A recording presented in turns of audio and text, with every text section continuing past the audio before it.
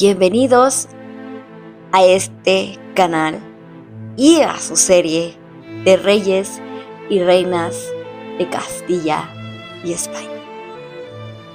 Hoy vamos a hablar de la historia de Alfonso XI o Alfonso XI. A mí me suena más acá XI. Fue el rey que pasó de un ser niño rodeado de conspiraciones a convertirse en uno de los guerreros más grandes de Castilla. Entonces, hoy les traigo la historia de uno de esos personajes que parece haber vivido varias vidas en una sola. Porque si recuerdan el episodio anterior, hablamos de Fernando IV, aquel rey que murió muy joven y dejó un heredero que apenas era un niño. Pues bien, ese niño era Alfonso XI. Y créanme, la vida de Alfonso tuvo de todo: conspiraciones familiares, nobles rebeldes, guerras, romance, traiciones, batallas épicas y hasta una muerte que terminó cambiando la historia de Castilla. Así que prepárense, porque este episodio parece una serie medieval. Todo comienza en 1312. Alfonso XI tenía apenas un año de edad cuando murió su padre. Sí, un año. Ni siquiera podía hablar y ya era rey. Obviamente no podía gobernar, así que comenzó uno de los periodos más complicados de la historia castellana. Porque cuando un rey es un bebé, todo el mundo quiere mandar y gobernar. De repente aparecieron tíos, primos, nobles y señores importantes diciendo que ellos sabían que era lo mejor para el rey, que ellos podían ayudar, que ellos podían gobernar mientras el pequeño Alfonso crecía. Y claro, muchos de ellos en realidad querían el poder para sí mismos. Y aquí vuelve un personajazo de la temporada pasada, bueno, no de la temporada, del episodio anterior, nuestra vieja conocida María de Molina. Sí, la abuela de Alfonso, la madre de Fernando, que iba a decir otra vez Alfonso, de Fernando. Y sinceramente, si Castilla sobrevivió, fue gracias a ella. Porque mientras medio reino estaba peleándose por el control, ella logró mantener viva la autoridad de la corona. Claro, no fue fácil. Había conspiraciones prácticamente cada semana. Imagínense un grupo de nobles reuniéndose constantemente para ver cómo obtener más poder. Y en medio de todo eso, una reina viuda y una abuela intentando evitar que el reino se desmoronara. Eso era María de Molina. Y eso fue Castilla durante la infancia de Alfonso. Cuando Alfonso comenzó a crecer, observó algo muy importante. Los nobles estaban acostumbrados a hacer lo que se les daba la gana. Durante años nadie había tenido suficiente autoridad para frenarlos, y eso le quedó grabado. Porque cuando finalmente alcanzó la mayoría de edad, tomó una decisión muy clara: recuperar el poder. Aquí es donde empieza a aparecer el verdadero Alfonso, porque muchos pensaban que sería un rey fácil de manipular, pero se equivocaron completamente. Lo primero que hizo fue empezar a poner orden. Y cuando digo orden, me refiero a que varios nobles descubrieron que el joven no estaba dispuesto a tolerar rebeliones, ni abusos, ni desafíos constantes. Imaginen la sorpresa. Después de años creyendo que podían controlar al rey, de repente se encontraron con alguien que quería gobernar de verdad y no estaba dispuesto a compartir el poder. Poco a poco fue fortaleciendo la autoridad real y eso tuvo un efecto enorme. Castilla comenzó a funcionar de forma estable. Las leyes se aplicaban mejor, la administración mejoró y el rey volvió a ser la figura principal del reino. Ahora bien, si hay algo por lo que Alfonso es especialmente famoso, es por sus campañas militares, porque mientras reorganizaba Castilla, también tenía que enfrentarse a una amenaza que seguía presente: el reino de Granada. Granada era el último gran reino musulmán de la península y además contaba con ayuda procedente del norte de África, así que la situación era bastante seria. Y aquí llegamos a uno de los momentos más importantes de la Edad Media española: la batalla del Salado. Corría el año de 1340 y una enorme fuerza procedente del norte de África había cruzado el estrecho para apoyar a Granada. La amenaza era tan grande que muchos pensaban que Castilla podía sufrir una derrota histórica. Pero Alfonso XI logró algo impresionante: unió fuerzas con Portugal.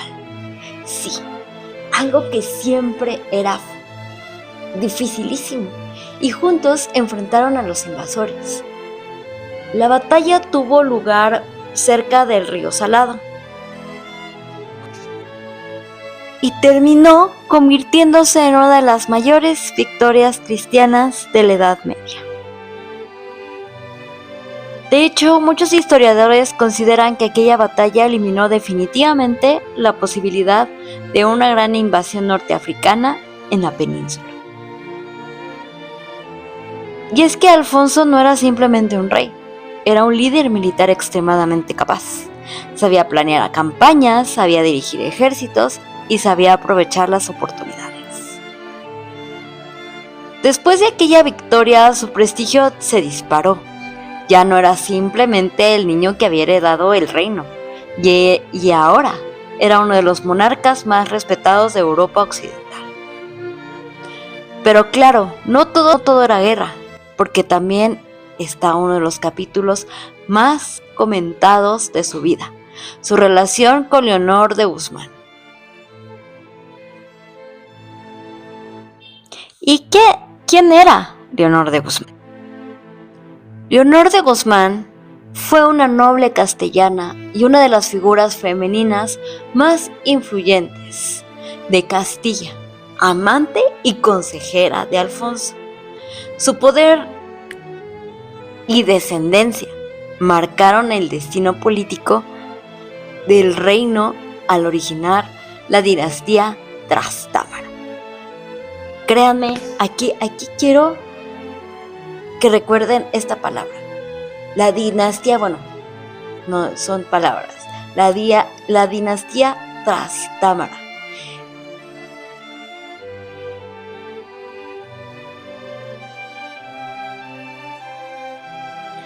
Les platicaré un poco de ella.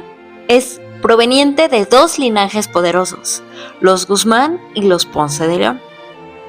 Leonor se casó joven con Juan de Velasco, pero quedó viuda a los 18 años. Poco después conoció al rey Alfonso, iniciando una relación que casi duraría 2 décadas. Su influencia política creció a la par con su patrimonio, gracias a las mercedes otorgadas por la monarquía. Durante el reinado de Alfonso, Leonor ejerció un papel de reina de hecho. Acompañaba Alfonso a campañas militares y en decisiones políticas, administrando extensos señoríos y consolidando una red de poder a favor de sus hijos. Su relación era pública con el rey, que generó tensiones con la reina legítima, María de Portugal, con las altas casas nobiliarias. Tras la muerte de Alfonso, María de Portugal recuperó poder como regente de su hijo Pedro. Y Leonor fue arrastrada y ejecutada al año siguiente, en Talavera de la Reina, posiblemente por orden de la reina, y con la aprobación del nuevo rey como acto de venganza y eliminación política.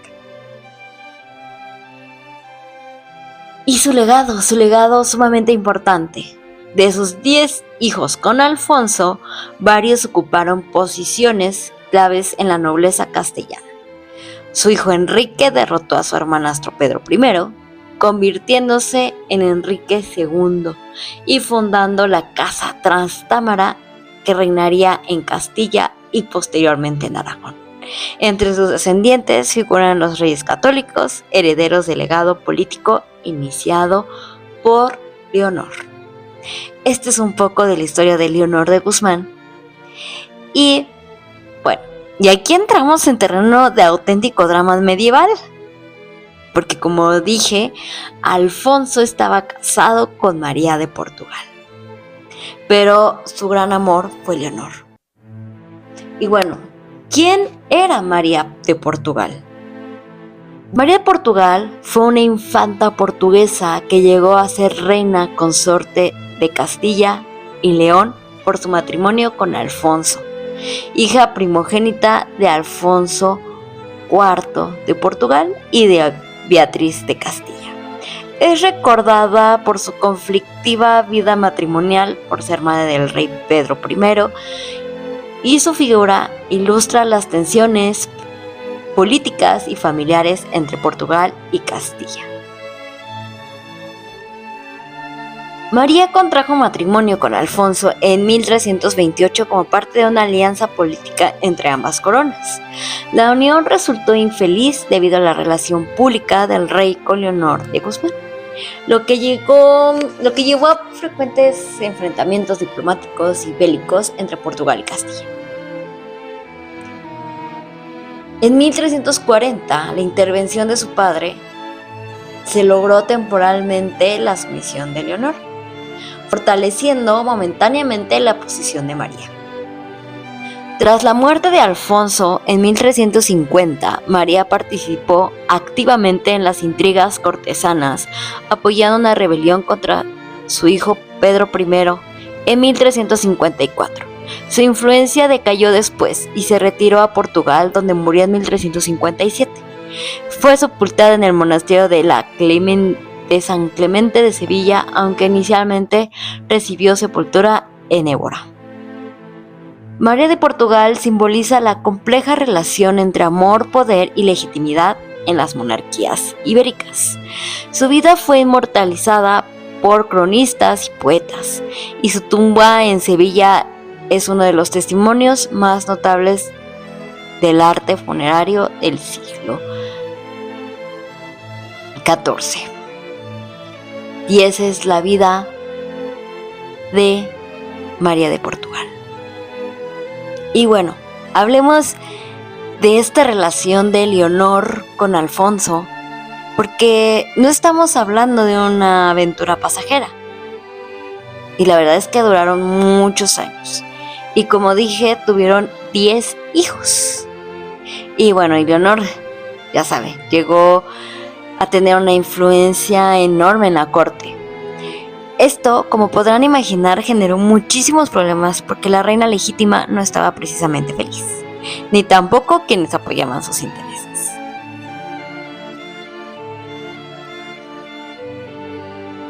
Por ahora, lo importante es entender que Alfonso logró algo muy difícil. Mientras tenía todos estos asuntos personales, siguió gobernando con eficacia.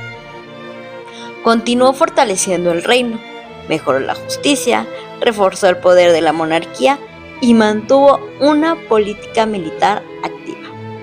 Muchos historiadores lo consideran uno de los mejores gobernantes castellanos de la Edad Media, y viendo todo lo que consiguió, es fácil entender por qué. Pero entonces llega el final de su historia, y ese final es bastante inesperado. En 1350, Alfonso estaba asediando Gibraltar. Su objetivo era seguir presionando al reino de Granada, y todo parecía indicar que vendrían nuevas victorias. Sin embargo, apareció un enemigo imposible de derrotar con espadas: la peste negra. La enfermedad estaba devastando Europa y acabó llegando al campamento del rey. Alfonso se contagió y poco después murió. Tenía apenas 38 años. Lo curioso es que fue uno de los pocos monarcas europeos que murió directamente a causa de la peste durante una campaña militar. Su muerte dejó una situación explosiva, porque el heredero legítimo era su hijo Pedro I. Pero también estaban los numerosos hijos, como ya dije, eran 10, que había tenido con Leonor de Guzmán. Entre ellos uno que más adelante sería famoso como Enrique II de Castilla, el primer Trastámara. Y si creen que la historia de Alfonso fue intensa, esperen escuchar las de sus hijos, porque lo que viene después es una auténtica guerra familiar que cambiará para siempre la historia de Castilla. Cuando se piensa en Alfonso XI, creo que es uno de los reyes más impresionantes de toda la Edad Media castellana. Pasó de ser bebé rodeado de conspiraciones a convertirse en un rey respetado por sus aliados y temido por sus enemigos. Ganó grandes batallas, fortaleció la monarquía y dejó una huella enorme en la historia. Pero también dejó un problema que explotaría después de su muerte, y ese problema tenía nombre y apellido: la lucha entre Pedro I y Enrique de Trastámara. Y créanme, eso merece un episodio completo. Y bueno, gracias por acompañarme en este nuevo episodio de Reyes y Reinas de Castilla y España. En el próximo capítulo hablaremos de Pedro I, uno de los personajes más polémicos de toda la historia española y castellana. Para algunos fue Pedro el Cruel y para otros Pedro el Justiciero. Y la verdad es que la historia no se pone de acuerdo. Muchas gracias por escuchar nuevamente estos episodios. Vayan a seguir el canal, pónganle me gusta al video y pongan algo en comentarios para que mucha gente vea esta serie. Y bueno, hasta la próxima.